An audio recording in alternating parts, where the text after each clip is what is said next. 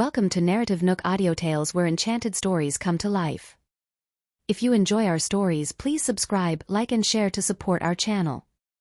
Enjoy listening.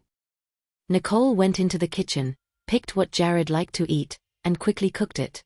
About half an hour later, Jared's car pulled into the villa.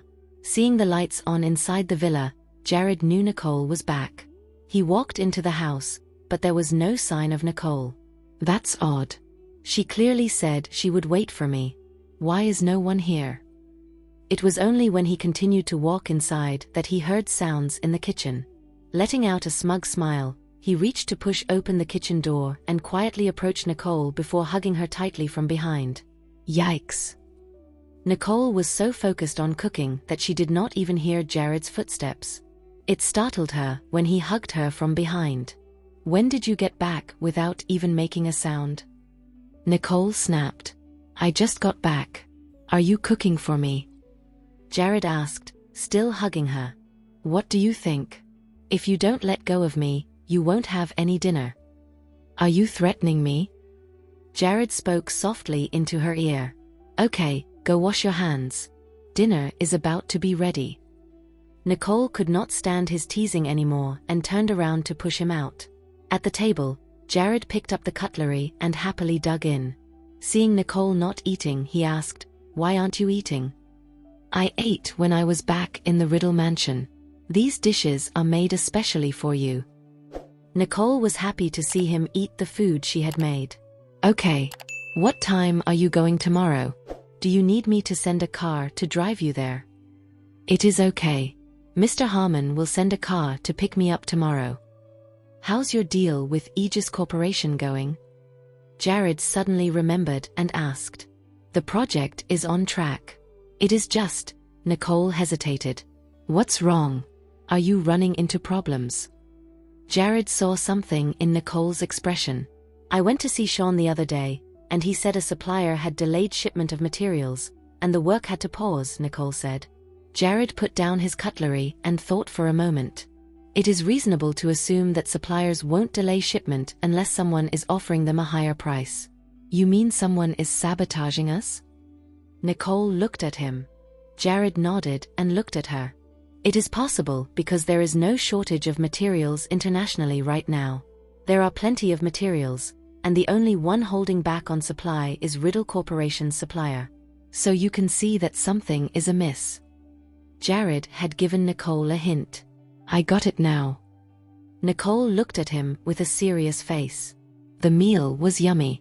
What do you want as a reward?" Jared teased. Nicole thought about it. "Take a day off." She did not want him to work that hard. "A day off? Haven't you been taking the last few days off?" Jared thought Nicole wanted to take a day off. "I'm talking about you." Nicole pointed at him. "Me?"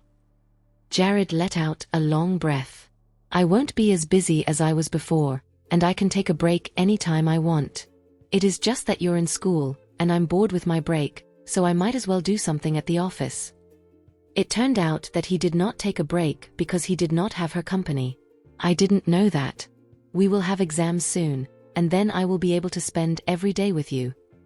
Nicole walked over to Jared and put her hands on his shoulders. Jared gently stroked her delicate hands, stood up, and carried Nicole directly to the sofa before gently setting her down, climbing over her, and looking at her lustrous eyes, fair skin, and rosy lips. He could not resist the temptation and kissed her fervently. At first, he thought Nicole would push him away. But she did not. Instead, she met his action, which fired him up even further, and he kissed her even more voraciously. The two kissed passionately on the couch for a long time before Nicole pulled apart a little and said, "Let me get some air." She looked at the handsome man, admiring his beauteously sharp face. Nicole felt that she must have been bewitched to like him so much. Jared locked eyes with her fondly, one hand caressing her hair. "You're beautiful." Nicole's already ruddy cheeks instantly blushed even more. "I hate you. Let's go to the bedroom." Jared smiled as he carried Nicole into his arms once again and headed upstairs. Early the next morning, Jared kissed Nicole's forehead. "It's still early. You may sleep a little longer. I'm going to work." Bye-bye. Nicole gave him a kiss on the cheek. After Jared left, Nicole could no longer sleep but toss and turn, thinking about last night. She scratched her head and then got up and washed up. When she came downstairs, she saw it was still early, so she made herself breakfast and picked up the phone to call Sean. Hey, have you picked up Mom and Dad? I'm on my way. They told me this morning that you weren't staying at home last night.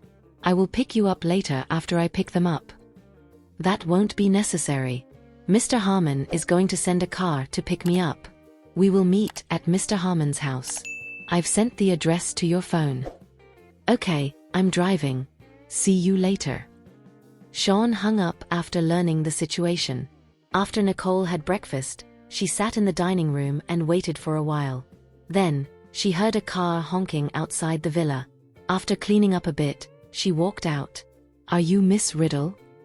Yes, I am. Mr. Harmon asked me to come to get you. Okay.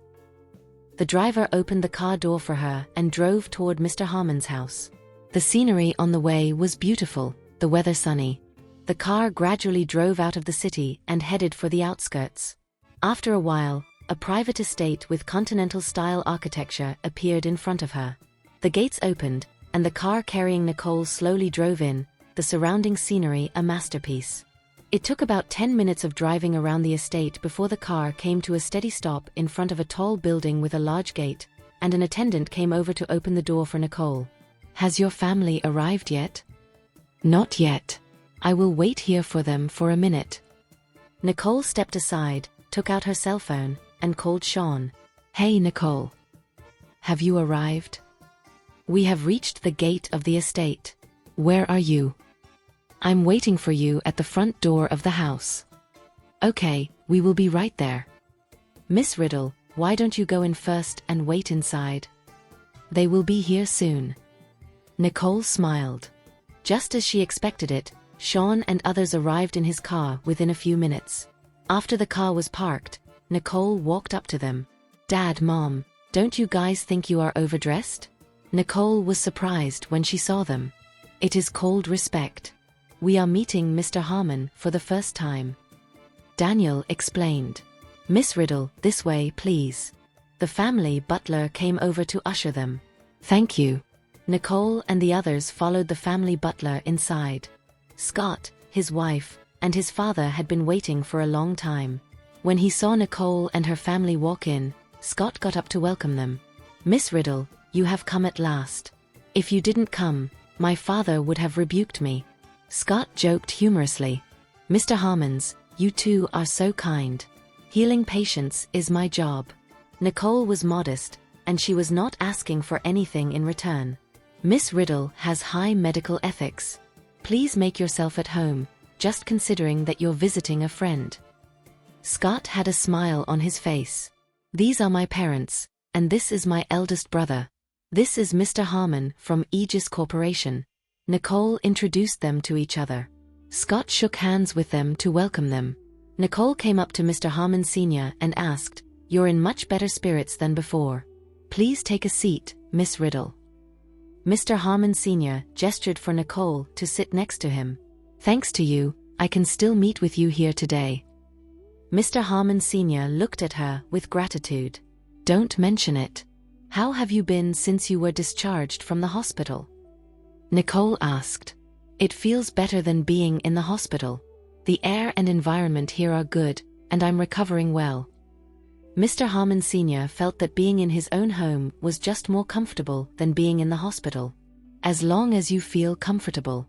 But you have to go to the hospital for follow-up treatment every 3 months. In Nicole's eyes, he was still her patient. Scott complimented her, saying, You're not only highly skilled in medicine but are also concerned for your patients. That's who she is, always taking everything seriously. Daniel looked at Nicole and felt proud of her. While Nicole was chatting with Mr. Harmon Sr., Sean and Mr. Harmon were talking about the project. I have never said thank you in person, so I would like to take this opportunity today to thank Mr. Harmon for your willingness to give us the Aegis Corporation project. Sean looked at Scott gratefully. I have read your bid proposal. It is unique among many companies and meets all the requirements of Aegis Corporation. Also, you are Miss Riddle's family. Scott was willing to give the project to the Riddle family, partly because he wanted to repay Nicole's kindness. Sean understood that and still expressed his gratitude. Mr. Riddle, if you encounter any problems with the project, you can always talk to my assistant, and he will help you. Scott had explained the project to the Riddle family long ago. Thank you, Mr. Harmon. Since it was at the estate, Scott did not invite anyone except the Riddle family. No outsiders had ever entered the estate, and the Riddle family was the first. After chatting for a long while, the family butler came over. Mr. Harmon, the banquet is ready. Mr. and Mrs. Riddle, I have prepared lunch for you all. This way, please. Scott then led them to the dining room. The spacious and bright dining room had a sumptuous banquet set in the middle. Just by looking at it, one could tell that it was specially prepared for Nicole and her family. They were seated in order of seniority, except for Nicole, who was seated next to Mr. Harmon Sr., right across from Mr. Harmon. Mr. Harmon raised his glass to Nicole and said, Miss Riddle, from now on, we are friends. If you need anything, call me. This is the gold card for all the clubs under my name. From now on, you can go to those clubs as you please without having to pay anything. Scott handed the limited edition gold card to the butler, who handed it to Nicole. Mr. Harmon, thank you for your hospitality, but I can't accept this. Nicole came to the banquet today because she did not want Scott to keep remembering about her saving her father's life. She just did not expect him to give her a gold card out of the blue. Compared to your medical ethics, a card is nothing. You are looking down on me if you don't accept it. Nicole never thought Scott would say such things just to make her accept the gold card. Everyone looked at Nicole with awkwardness. Gloria diffused the sticky situation by telling Nicole, I can see that Mr. Harmon really wants to give you a gift. If you don't accept it, won't you disappoint Mr. Harmon? Nicole looked at Gloria and knew that if she did not accept the gold card, she would not be able to continue with the meal. Thank you, Mr. Harmon. Nicole looked at Mr. Harmon. Scott smiled and took the lead in raising his glass. Cheers. Then everyone raised their glasses together. After the meal, Nicole and her family said goodbye to Mr. Harmon and his family and then left the estate. In the car, Gloria said, I never thought Mr. Harmon would be a man who knows how to repay kindness. Yeah, not only did they invite us over for lunch, but they also gave Nicole a gold card. As far as I know, Mr. Harmon never invites outsiders to his estate. We should be the first, Sean said proudly. After all, it was a matter of honor and a status symbol to be able to go to Mr. Harmon's estate. Exactly. How fortunate we are, Gloria said. It's all thanks to Nicole. Otherwise, we wouldn't be able to come to an estate of this level in our lifetime. Daniel praised Nicole. Dad, you're exaggerating. Nicole looked back at him and chuckled. Nicole, that's not an exaggeration. Take the gold card that Mr. Harmon has given you. It is a limited edition, not something you can get with money. Sean's eyes were filled with pride. Although it was not given to him, from his demeanor, it looked as if he had got that gold card. Nicole saw him talking about the card and radiating with delight and said, You seem to like this gold card. I will let you have it. Sean hurriedly declined. I don't dare to accept it. Not anyone deserves to own this gold card. You are the only one in our family who deserves it. It's really getting more and more godlike, but it is still just a gold card. Nicole looked at Sean's expression and laughed. You better believe it, something this expensive is not something that ordinary people can afford to have. You might as well concentrate on driving. Nicole did not believe him at all. Dad, Mom, should I take you straight home or go somewhere else? Sean asked. Go home. Sean, drop me off at a convenient place where I can get a cab later. Nicole was not going back to the Riddle mansion. Where are you going? I will drop you off after dropping off Dad and Mom. Nicole, aren't you coming home with us? Gloria asked in surprise. No. You just get Dad and Mom home safely. Nicole had her own plan. Dad, Mom, I have some other things to take care of, so I won't be going back with you. Nicole turned to look at them. After 20 minutes, Sean stopped at a suitable location. Bye, thank you for the ride. Nicole smiled at Sean. Bye-bye. Be safe. After getting out of the car, Nicole took a cab to Jared's office. Max, is Jared busy? The reason Nicole called Max was that she was worried about disturbing Jared. Mr. Johnston is in a meeting. Do you want me to tell him? No, don't disturb him. I will wait for him in his office by myself. Nicole hung up the phone and took the elevator up to the floor where Jared's office was. She made herself a cup of coffee, sat on the couch, and admired the views outside. Jared's office had a perfect view of the sea, making it an ideal spot for sea viewing. After a while, Jared came in from outside. Seeing Nicole sitting with her back to him, he immediately walked with quiet steps, tiptoeing to the window, and swooped in to hug her. But he missed. How dare you trick me? Jared clamped his grip on Nicole's wrist and yanked her into his arms. Nicole had heard the door open when Jared came in, but she deliberately did not turn around. Instead, she wanted to lure him in. At the moment he was ready to pounce on her, she quickly ducked. Who told you to always sneak up on me? What are you looking at? Jared asked dotingly as he hugged Nicole and looked at her side face. I'm looking at the sea. Jared followed her eyes. The vastness of the ocean was truly aspirational. How does Mr. Harmon's estate feel? Jared asked. How did you know it was an estate that I had gone to? Nicole's eyes narrowed as she studied him. How can I not know your whereabouts? Jared responded in a bossy way. You followed me. I was worried about you. I must make sure the place where my fiancé visits is the safest. Ever since the last diving accident, Jared had ordered someone to protect Nicole secretly. I will let you off the hook for the sake of your nicety. Nicole graciously forgave him. Today, Mr. Harmon entertained us with a banquet and gave me a gold card, she said, holding it out and showing it to Jared. Jared took the gold card, glanced at it, and was surprised. He gave such a valuable gold card to you? It seems that Mr. Harmon values his relationship with you. I didn't want it at first, but Mr. Harmon was too passionate, and I could do nothing about it, Nicole said helplessly. Jared sneered. You could do nothing while pretending to be helpless with a gold card in your hand. What do you mean I was pretending? I really didn't want it, Nicole tried to explain herself. I know. I don't have a meeting this afternoon, so should we go try on the betrothal dresses? Jared suggested. Why not? Jared drove Nicole to the company's clothing store that provided tailor service. Hello, Mr. Johnston. The store manager had been expecting him outside. Jared took Nicole's hand and walked in. Mr. Johnston, this is a tailor-made outfit for you and Miss Riddle. Let Miss Riddle try it. Please follow me, Miss Riddle. A staff member led Nicole to the fitting room. Are you going to try it too, Mr. Johnston? The store manager asked. Yes. Right this way. Jared walked out in his tailor-made suit, which felt great. He then went to Nicole's fitting room. You're so handsome, Nicole exclaimed subconsciously.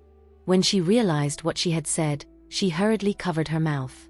Jared smiled with delight, as that was exactly what he wanted to hear. How long before you are ready? Soon. I will be ready soon. I will wait for you outside. Jared happily went. After a short while, Nicole came out in her dress. Jared was stunned at the moment he saw her, as if he had seen a fairy. Fairy, is it okay if I call you that from now on? Jared joked with a smile on his face. Fairy? Do you want me to call you a fairy boy? That's hilarious. Nicole rolled her happy eyes at him. Jared still could not help but compliment her. This gown matches you so well, light and delicate. It was the first time Nicole had been complimented by him like that in front of outsiders, and she felt shy. People are looking at us. Jared turned around only to find the store manager and the staff members looking at them with smiling faces. You guys go out first. Suddenly, he instructed them like a changed person. After everyone else had left, Jared looked Nicole up and down and continued to compliment her. If you descend from the air wearing this gown on the betrothal day, people will definitely mistake you as a fairy. Have you eaten honey today? Why did you become a sweet talker all of a sudden? Nicole teased him. Not only did I eat honey today, but every day going forward, I'm going to eat it. Jared wrapped his arms around her and gave her a kiss. Nicole hurriedly ducked out of the way and gave him a scornful look. This is a clothing store. You are so daring. Jared looked at her steadily without uttering a word. If that's okay, this is the one to go with? He asked her opinion. Since you have complimented me like that, is there any other gown that can compare to it? Nicole stroked the gown and loved it. She was happy that Jared had good taste in fashion. Manager. Mr. Johnston, how may I help you? The store manager trotted in.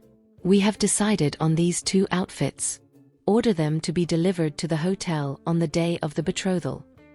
Okay, Mr. Johnston. After changing back into their own clothes, Jared and Nicole left the clothing store. In the car, Jared looked at Nicole and asked, Now do you have somewhere you want to go? No. You may arrange the rest of the day. Nicole leaned back to get some shut-eye. Jared shook his head, picked up the phone, and made a call. Max, get a helicopter ready for me. I need it in 20 minutes. Jared, what are you doing preparing the helicopter? Nicole was shocked to hear Jared's telephone conversation and sat up straight away to ask him. Don't be nervous. You will know soon. Jared deliberately created suspense as he looked at the nervous Nicole. Nicole was instantly alert and repeatedly studied Jared's intentions, but he looked cool, calm, and collected, not like something terrible had happened. Nicole could not guess what he was up to. By the looks of things, she knew she would not get an answer, even if she asked.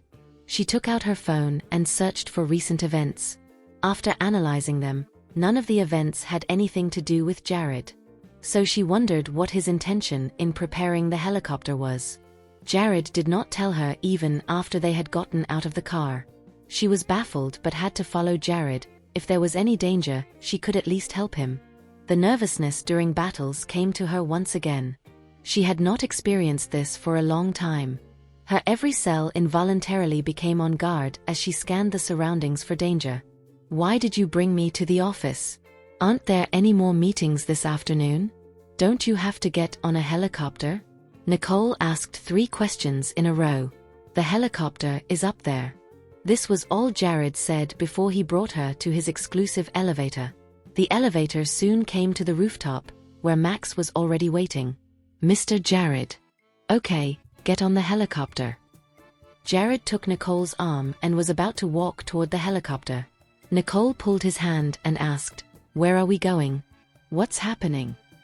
Looking at a still nervous Nicole, Jared could not bear to tease her anymore. Nothing is happening. I'm going to show you the world. Nicole could not believe her ears. Jared has to be kidding her, right? He gets a helicopter to take me to see the world for no reason. She looked at him in disbelief. Are you kidding me?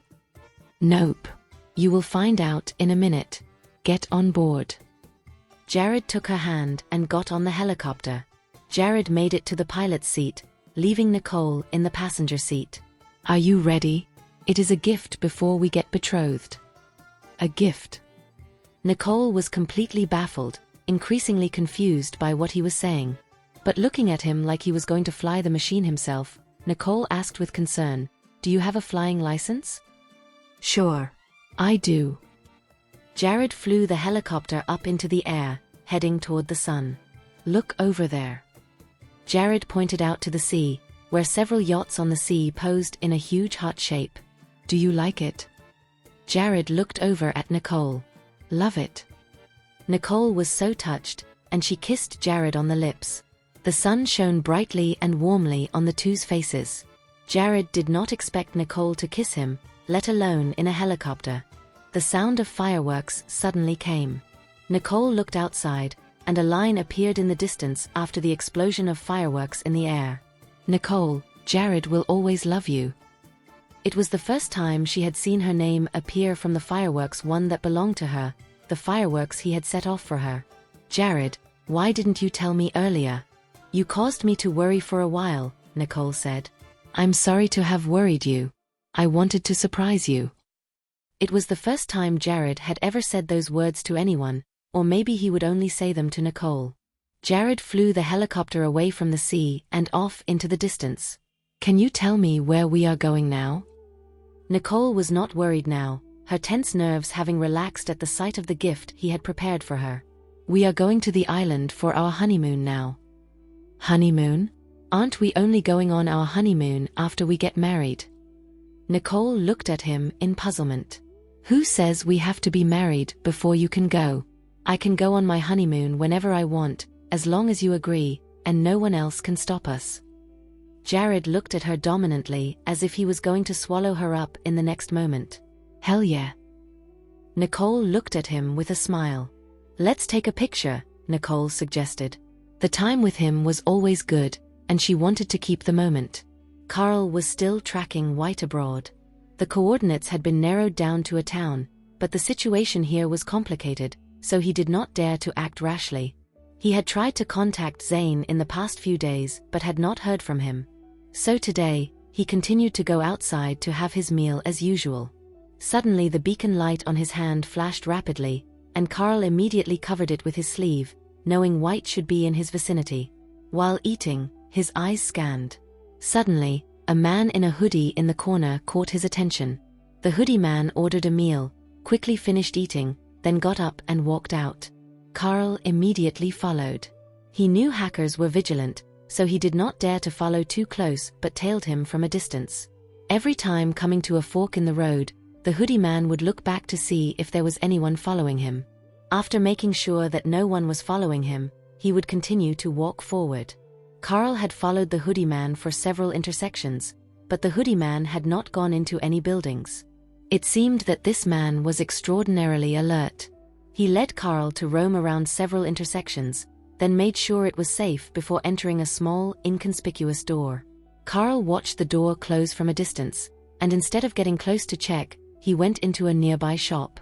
He knew that the hoodie man must be watching from behind the door. For days on end, Carl watched the hoodie man's movements nearby that door.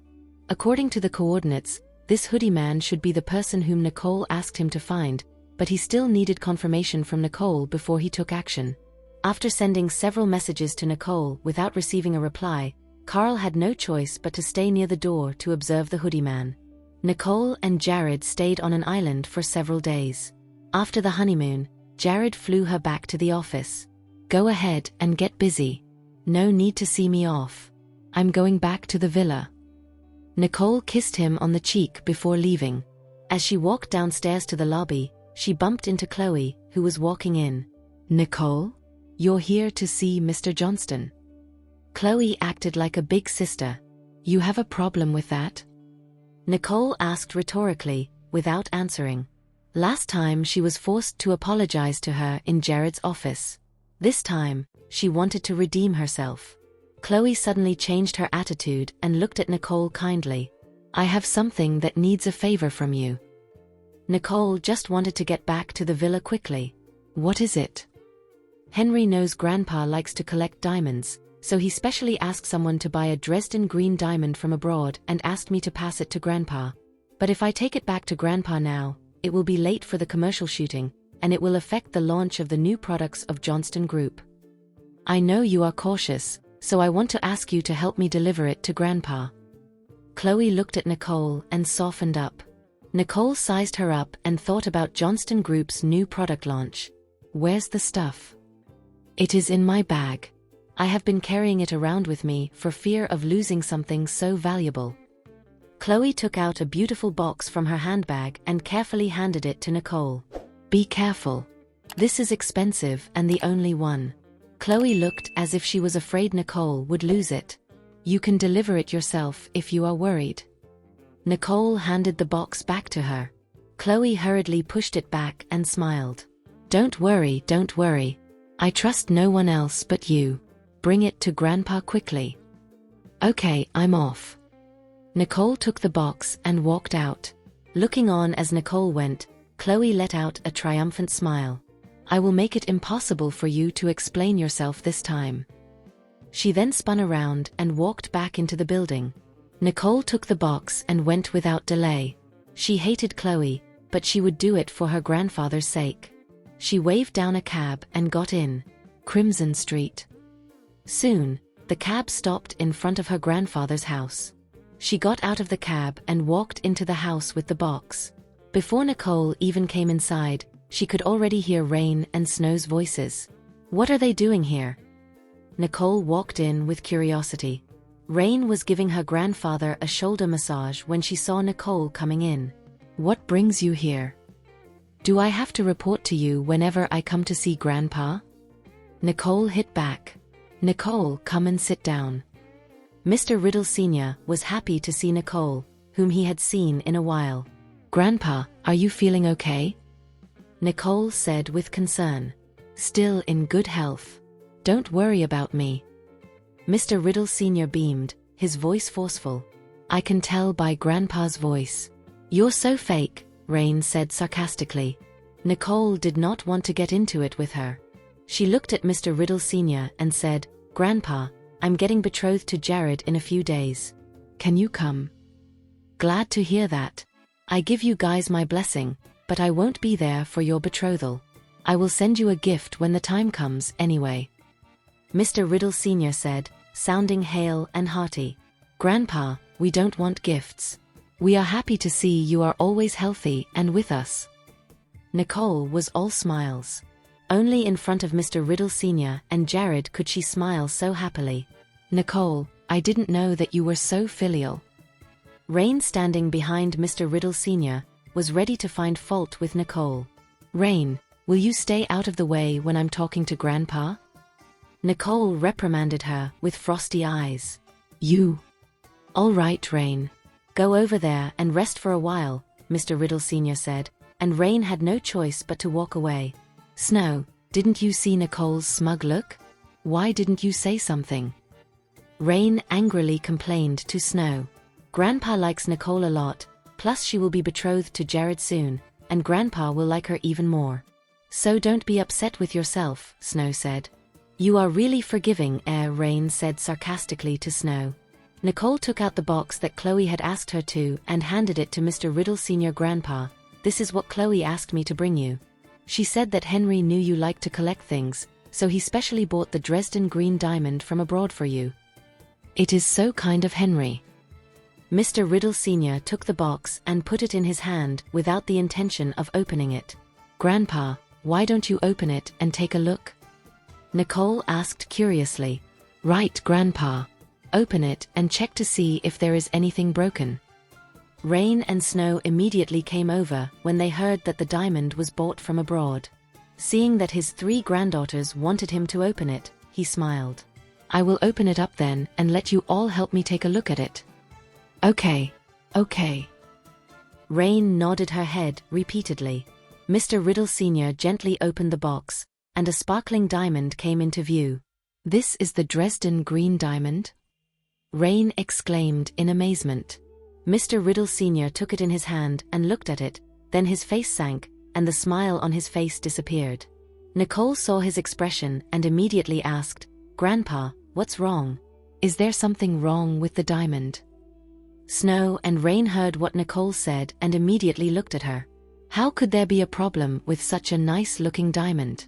Stop making trouble here. Bring me my glasses, Mr. Riddle Sr. said to the family butler. His glasses were brought up. He picked up a loupe and looked at the diamond carefully. After a long while, he put down the loupe and sighed in disappointment. This is not a Dresden green diamond but just a relatively pure diamond. What? Nicole, Snow, and Rain exclaimed in shock. Grandpa, are you getting that right? Nicole could not believe her ears and asked again. It can't be wrong.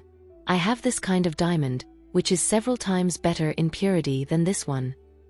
Mr. Riddle Sr.'s serious expression told her that this diamond was not the one Chloe was talking about. Nicole looked at the diamond in the box and wondered how this could be. Nicole, I didn't expect you to do such a thing, stealing Grandpa's diamond. You are so daring. Snow glared at Nicole and rebuked her. Nicole, was it because you saw that the Dresden green diamond was so beautiful that you swapped the diamond with a fake one?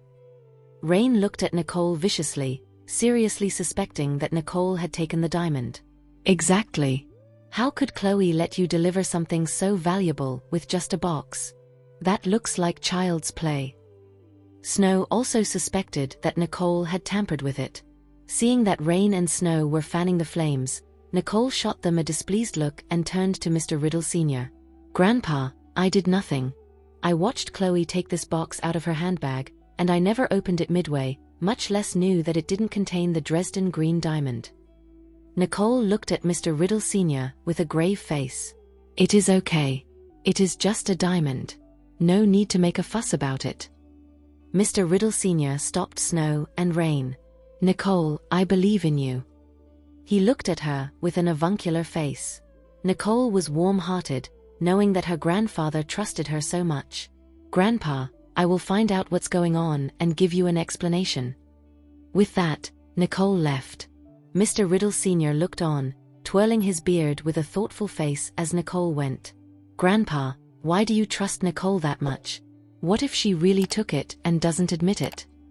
Rain grumbled angrily. "She wouldn't, I know Nicole. Don't mention this to anyone."